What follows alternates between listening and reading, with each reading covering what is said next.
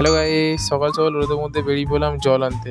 তাই সাইকেলে জলের বোতলটা ভালো করে বেঁধে নিয়ে বেরিয়ে পড়লাম জল আনতে।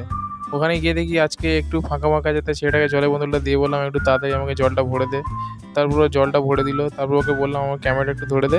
ওকে ক্যামেরাটা ধরতে দিয়ে আমি সাইকেলে ভালো করে জলের বোতল বেঁধে নিলাম, কারণ আগের বারে আমার জলের বোতলটা সাইকেল থেকে পড়ে গেছিলো।